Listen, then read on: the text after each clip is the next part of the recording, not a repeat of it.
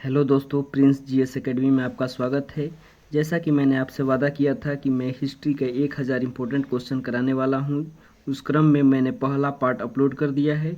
ये मेरा दूसरा वीडियो है जिसमें सिंधु घाटी सभ्यता के 20 महत्वपूर्ण प्रश्न करवाने वाला हूं, जो एनसीईआरटी पैटर्न पर आधारित है।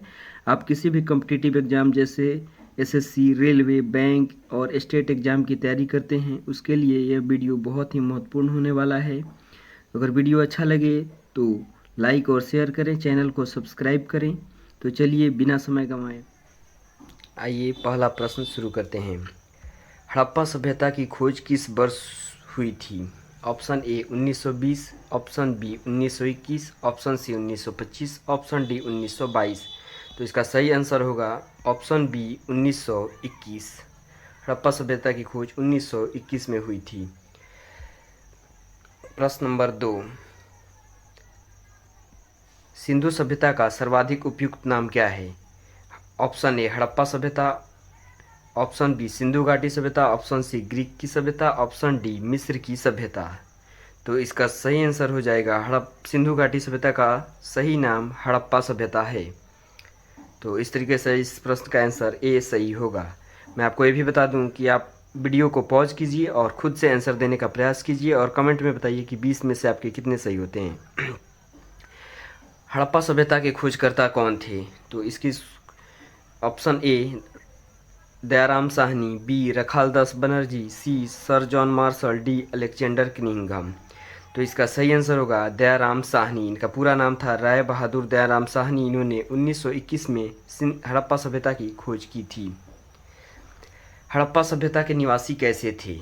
ऑप्शन ए शहरी, ऑप्शन बी ग्रामीण, ऑप्शन सी खानाबदोश, ऑप्शन डी जनजातीय। तो हड़प्पा सभ्यता के निवासी काफ़ी अच्छे और सभ्य थे और वो लोग शहरी लोग थे। इसका सही आंसर होगा ऑप्शन ए हड़प्पा सभ्यता के निवासी शहरी थे। पांचवा प्रश्न, सिंधु घाटी सभ्यता में घोड़ों के अवशेष कहाँ से मिले हैं? Option A Banawali, option B Kalibangan, option C Lothal, option D Surkotada. तो इसका सही आंसर होगा सुरकोटदा, जो कि गुजरात में स्थित है। यहीं से घोड़ों के अवशेष प्राप्त हुए हैं।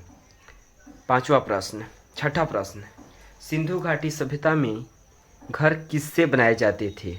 ऑप्शन ए ईंट से, ऑप्शन बी पत्थर से, ऑप्शन सी लकड़ी से, ऑप्शन डी बांस से। तो इसका सब सही आंसर होगा ऑप्शन ए ईंट से। सिंधु घाटी सभ्यता में ईंट के घर बने होते थे। सातवां प्रश्न, हड़प्पा सभ्यता की प्रमुख फसल कौन सी थी? ऑप्शन ए चावल, ऑप्शन बी जौ, ऑप्शन सी बाजरा, ऑप्शन डी तिल। तो हड़प्पा सभ्यता की प्रमुख फसल जौ थी, जिसका खाने में सबसे ज़्यादा प्रयोग किया जाता था। इसके अलावा गेहूं भी काफ़ी प्रसिद्ध था। हड़प्पावासी किस वस्तु के उत्पादन में सर्वप्रथम थे? जैसा कि मैंने 7 नंबर क्वेश्चन में बताया कि हड़प्पा सभ्यता में किस फसल का सबसे ज़्यादा प्रयोग किया जाता था, लेकिन ये प्रश्न थोड़ा अलग है। हड़प्पावासी किस वस्तु के उत्पादन में सर्वप्रथम थे? ये ऑप्शन ए जौ, ऑप्शन बी कपास, ऑप्शन सी मुद्रा, ऑप्शन डी लोहे के औजार। तो हड़प्पा वासी खाने में सबसे ज़्यादा तो जौ का प्रयोग करते थे, लेकिन सबसे ज़्यादा उत्पादन कपास का करते थे। तो इसका सही आंसर ऑप्शन बी कपास। प्रश्न नंबर 9, सिंधु सभ्यता का बंदरगाह कौन सा था? Option A Mohenjodaro, option B Kalibangan, option C Chanhudaro, option D Lothal. यहाँ गलती से कोथल हो गया है, तो इसका सही आंसर होगा लोथल, ऑप्शन डी लोथल। सिंधु सभ्यता का बंदरगाह लोथल था।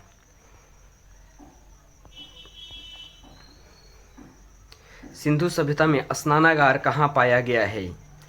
Option A Mohenjodaro, option B Harappa, option C Lothal, option D Kalibanga. तो इसका सही answer option number A Mohenjodaro. Mohenjodaro में सीधा सिंधु सभ्यता का विशाल स्नानागार पाया गया है। 11 नंबर प्रश्न, मोहनजोदड़ो की खोज कब हुई थी? Option A 1921, option B 1922, option C 1923, option D 1921। तो मोहनजोदड़ो की खोज 1922 में हुई थी, जबकि हड़प्पा की खोज 1921 में हुई थी। मोहनजोदड़ो के खोजकर्ता रखालदास बनर्जी थे, जबकि हड़प्पा के खोजकर्ता राय बहादुर दयाराम साहनी थे। प्रश्न नंबर 12, मोहनजोदड़ो का स्थानीय नाम क्या है? ऑप्शन ए जीवितों का टीला, ऑप्शन बी कंगालों का टीला, ऑप्शन सी दासों का टीला, ऑप्शन डी मृतकों का टीला। तो मोहनजोदड़ो का स्थानीय नाम होगा मृतकों का टीला। ऑप्शन डी आपका सही आंसर है। चलिए देखते हैं 13वां प्रश्न। हड़प्पा किस नदी के किनारे है? ऑप्शन ए रावी नदी, ऑप्शन बी सिंधु नदी, ऑप्शन सी सतलज नदी, ऑप्शन डी चिनाब नदी।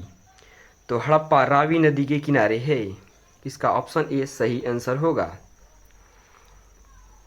ये देखते हैं 14वां प्रश्न। मोहनजोदड़ो किस नदी के किनारे स्थित है? ऑप्शन ए सिंधु नदी, ऑप्शन बी घग्गर नदी, ऑप्शन सी भोगवा नदी, ऑप्शन डी हिंडन नदी। तो इसका सही आंसर होगा सी ऑप्शन ए सिंधु नदी।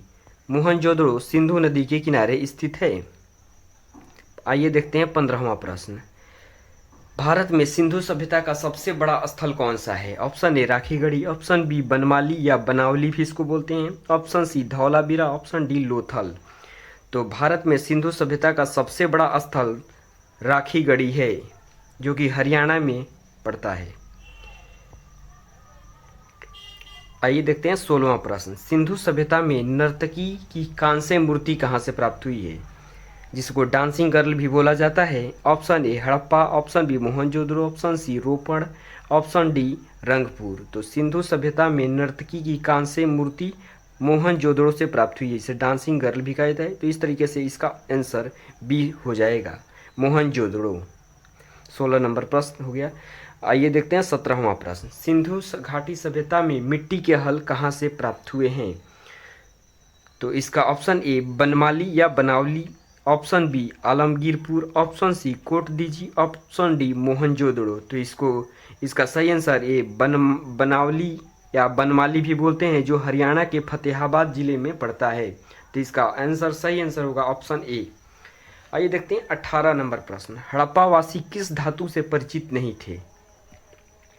ऑप्शन ए सोना, ऑप्शन बी चांदी, ऑप्शन सी तांबा, ऑप्शन डी लोहा। तो हड़प्पावासी सोना, चांदी तथा तांबा से तो परिचित थे, लेकिन लोहा से परिचित नहीं थे। तो इसका सही आंसर ऑप्शन डी लोहा हो जाएगा। आइए देखते हैं 19 नंबर प्रश्न। हड़प्पा कालीन स्थल मांडा या मांदा भी जिसको बोलते हैं, जो कि जम्मू कश्मीर में स्थित है, किस नदी के किनारे है? हड़प्पा कालीन स्थल मांडा या मांदा किस नदी के किनारे स्थित है? Option A Chenab, option B Sutlej, option C Ravi, option D Beas. तो इसका सही आंसर होगा ए चिनाब। हड़प्पा कालीन स्थल मांडा चिनाब नदी के किनारे स्थल स्थित है। आइए देखते हैं 20वां और अंतिम प्रश्न। लोथल किस राज्य में है? Option A Gujarat, option B Rajasthan, option C Punjab, option D Haryana. तो इसका सही आंसर होगा गुजरात। और ये बता दें कि आपको ये क्वेश्चन काफ़ी बार कॉम्पिटिटिव एग्जाम में काफ़ी बार पूछा गया है। ऐसे ये भी क्वेश्चन पूछा गया है कि किस हड़प्पा कालीन स्थल से सबसे ज़्यादा समुद्री उत्पाद प्राप्त हुए हैं? तो इसका आंसर भी लोथल होगा, क्योंकि लोथल गुजरात में है, जो कि समुद्र के किनारे स्थित है। तो इस तरीके से ये आज मेरा पार्ट 2 कंप्लीट होता है। पार्ट 3 जल्द ही कंटिन्यू करेंगे। अगर वीडियो अच्छा लगे तो लाइक और शेयर करें, चैनल को सब्सक्राइब करें। धन्यवाद।